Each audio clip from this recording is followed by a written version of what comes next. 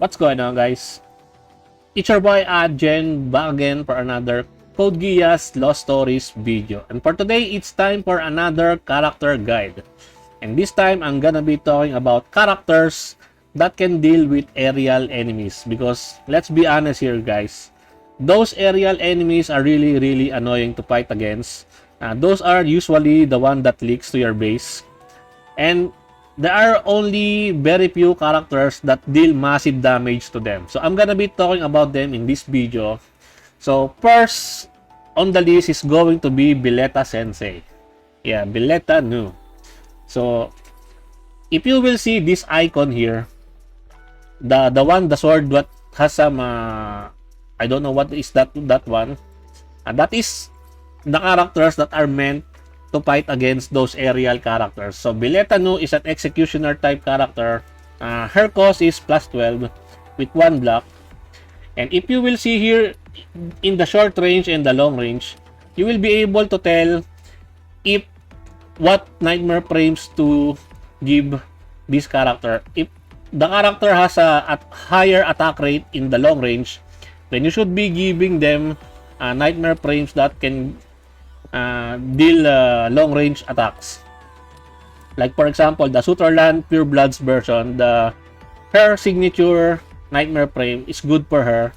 That is one of the recommended one for her.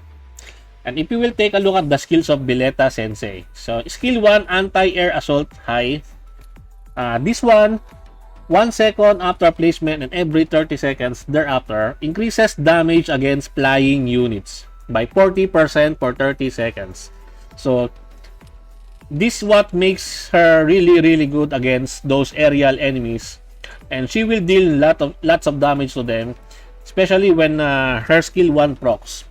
Her skill 2, I have not leveled up my Billeta Sensei because I just recently got her from my summoning for 0. So I have not raised her, but I'm gonna be raising her because it's really annoying to fight against those aerial enemies, especially if there are a lot of aerial enemies in the stages. So yeah, if you have Billeta Sensei during your initial summons, then it's worth raising her. It's really worth raising her because she is really powerful against those types of enemies. Moving on to another character that can deal massive damage to those aerial enemies is going to be Kewell. Kewell Soresi. He is a 2-star character which is pretty easy to get, especially when you're doing some summons. 2-star characters are easy to get, easy to raise, and also easy to limit break because you will be getting an abundance of their copies. So it's really easy for them to reach their full potential. So he is also an executioner type, cost +12, same like Billeta Sensei. Block the same. But if you will see my long range attack for my but this one is already leveled up, level 63, 405.2% attack rate.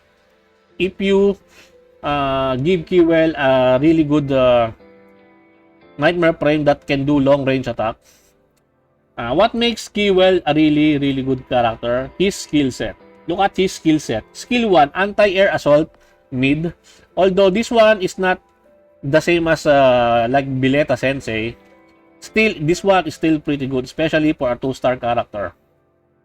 So 1 second after placement and every 30 seconds thereafter, increases damage against flying units by 37.5% for 30 seconds. Right now, Kewell is carrying me against those aerial type enemies. I'm already in chapter 4 and so far so good. I have not encountered any problems with regards to the aerial enemies since I've leveled my Kewell past level 60. Why past level 60? Because at level 60, you will be able to unlock the character's skill level 2. Skill 2, this one. As you can see, the skill 2 of Kewell increases this unit's action speed by 1.2 times for 10 seconds after a set amount of damage is dealt, received, or healed. So not only he will deal lots of damage to the enemy, and with his skill 2 proc, he will attack fast. He will attack really fast, and give him the signature Nightmare Frame of Jeremiah Gottwald, the Pure Blood version, uh, the Gloucester Pure Blood version, then Keywell is going to be dealing lots of damage, especially on aerial type characters. And also, by giving him Jeremiah's signature Nightmare Frame, that Nightmare Frame has a skill.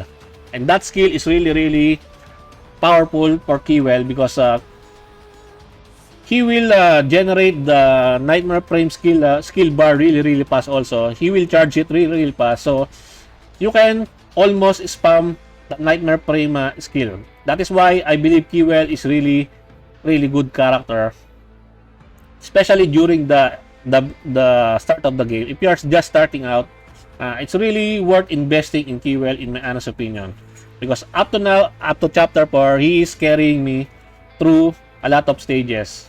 And lastly, the other character that can deal with those aerial enemies is going to be Minami. I think Minami. Yeah, Minami. Although I did not raise him because he is a 1-star, but if you don't have Keywell or Bileta Sensei, then he might be able to do those to do some damage to those aerial type enemies.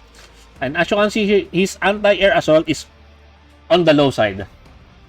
Since he is a 1-star character, it's on the low side. So I'm not really sure if it's worth raising Minami, but I think it's best to just wait until you get your hands on either Keywell or Bileta. Those two are, in my honest opinion, my most recommended one to raise if you are having a hard time against aerial type enemies. Well, there you go, guys. Those are the characters that can deal with those pesky aerial enemies. Let me know your thoughts in the comment section down below. And I think that's it for me for today, guys. I hope you enjoyed this video. Please leave a like and subscribe. I would really appreciate it if you could help me grow my channel more. And thank you to everyone who are supporting my channel. I appreciate every one of you. Until next time, peace.